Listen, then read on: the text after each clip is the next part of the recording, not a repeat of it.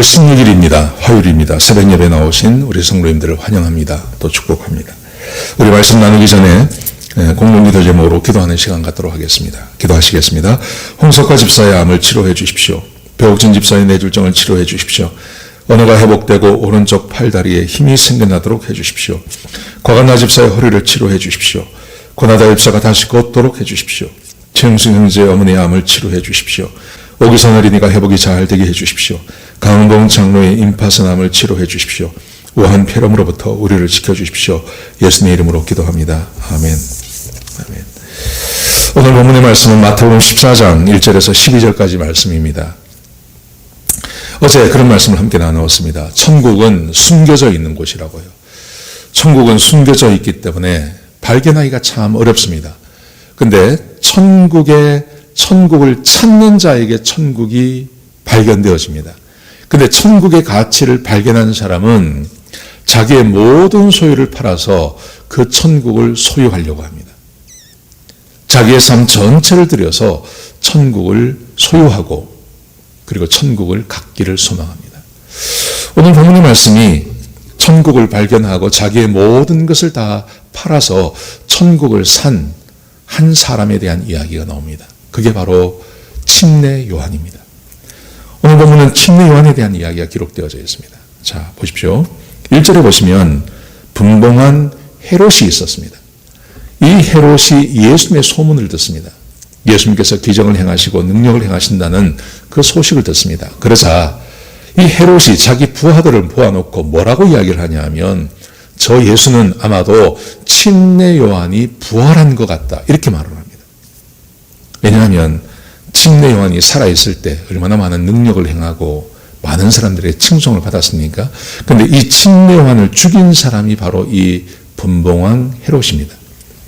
그래서 3절부터 12절까지 말씀해 보시면 이 분봉왕 헤롯이 어떻게 침례 요한을 죽였는지에 대한 이야기가 기록되어져 있습니다. 아마 이 이야기는 다 아는 이야기죠. 이 분봉왕 헤롯이 자기 동생 빌립이라고 하는 동생이 있었습니다. 이 동생의 부인 헤로디아라고 하는 여자가 있었는데 자기의 제수씨죠. 이 제수씨를 빼앗아서 자기 부인을 삼았습니다.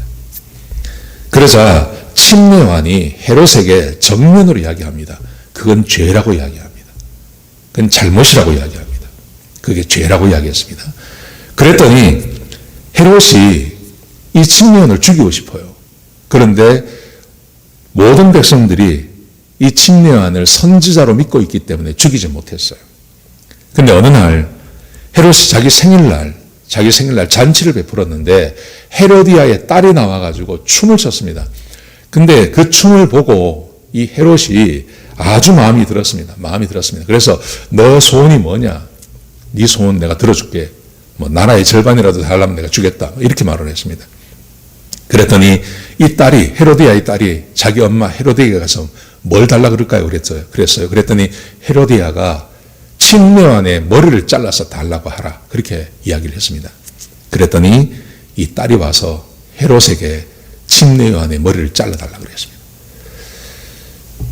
헤롯에게는 굉장히 정치적으로 리스크가 있는 일이었지만 자기가 말한 것이 있기 때문에 할 수 없이 사람들에게 시켜서 이 침례 요한의 머리를 잘라서 그 여자의 아이에게 주었습니다. 그래서 침례 요한이 죽게 되는 겁니다. 그 이야기가 3절부터 12절까지 기록되어져 있습니다. 여러분 생각해 보십시오. 이게 얼마나 허무한 일입니까? 침례 요한이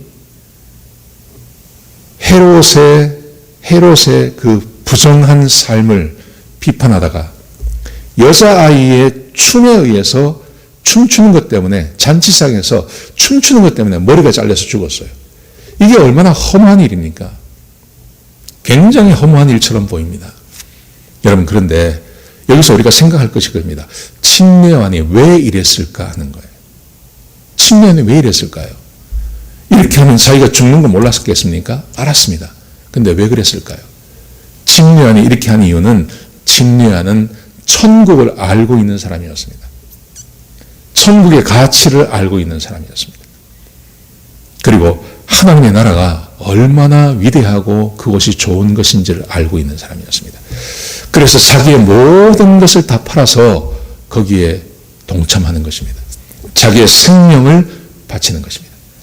자기의 생명을 바쳐서 침례요한이 그 허무한 죽음을 맞게 되는 것입니다.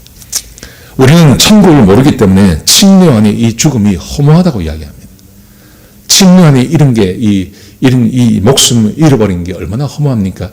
그래서 모든 사람들이 심지어 그의 제자들까지도 허무한 죽음이라고 이야기했습니다. 그런데 침례요한이 이런 죽음 이후에 그가 얻게 된 게 뭡니까? 그가 얻게 된 것은 천국을 얻게 되는 것입니다. 잃어버리는 것은 그의 생명입니다. 사람은 어차피 죽습니다. 잃어버린 것은 그의 생명입니다. 그런데 얻게 된 것은 천국을 그가 얻게 된 것입니다. 그래서 이 죽음을 허무한 죽음이라고 절대 말하지 않는 겁니다. 여러분, 천국을 발견한 사람만이 이렇게 살 수 있는 것입니다. 우리 사랑하는 성도님들, 저도 마찬가지고요. 우리가 하나님 앞에 천국을 배우고 얻고 천국을 발견하고 해서 그 천국의 가치가 점점 커졌으면 좋겠습니다. 그래서 내가 이 땅에 살아가면서 이 땅을 떠나갈 때 혹은 내가 하나님의 나라를 말씀할 때 내 목숨을 무서워한다든지 아니면 다른 것을 무서워해서 하나님의 나라를 잃어버리는 일은 없어야 하겠습니다. 천국의 가치를 알면 알수록 너무 크기 때문에 그래서 자기의 나머지 모든 재산을 팔아서라도 그것을 산다고 말하지 않습니까? 천국의 가치를 아는 사람만 그렇게 할 수 있는 것입니다. 제가 바라기는 우리가 살아가면서 천국의 가치를 발견하는 그런 삶이 되었으면 좋겠습니다. 그래서 천국의 가치보다 훨씬 못한 것을 지키기 위해 천국을 잃어버린다든지 아니면 천국의 백성의 삶에 어떤 누가 되는 그런 결정들을 안 하는 삶이 되었으면 좋겠습니다. 저도 천국의 가치를 알기 위해서 날마다 애쓰고 날마다 성경을 연구하고 공부하고 기도하고 그렇게 합니다. 우리 사랑 성도님들도 천국의 가치를 발견하는, 천국의 가치를 알게 되는, 그래서 가치 없는 것을 지키기 위해서 가치 있는 것을 잃어버리는 그런 삶을 살지 않는 저와 여러분 되시길 축복합니다.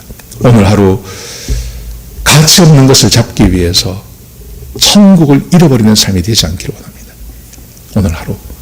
오늘 하루를 살아가시면서 정말 하나님의 나라가 나에게 임하는 그 천국 얼마나 귀한 것입니까? 그것을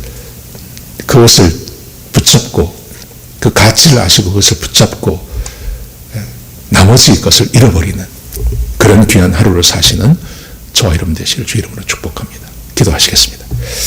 아버지 하나님, 침례요한이 천국의 가치를 알았기 때문에 그는 마땅히 잃어버려야 될 것을 잃어버리는 그런 용기 있는 삶을 살았습니다. 하나님, 우리가 이런 삶 살게 하여 주옵소서. 잃어버릴 것을 붙잡기 위해서 잃어버리지 말아야 할 것을 잃어버리는 그런 우매한 삶을 살지 않게 하여 주옵소서. 하나님, 우리에게 지혜를 더하시고 성령으로 충만케 하셔서 천국의 가치를 날마다 알아가는, 그래서 천국의 크기를 날마다 발견해 나가는 주의 백성들이 되게 역사하여 주옵소서. 주님 감사합니다. 예수님의 귀하신 이름으로 간절히 기도드렸습니다. 아멘.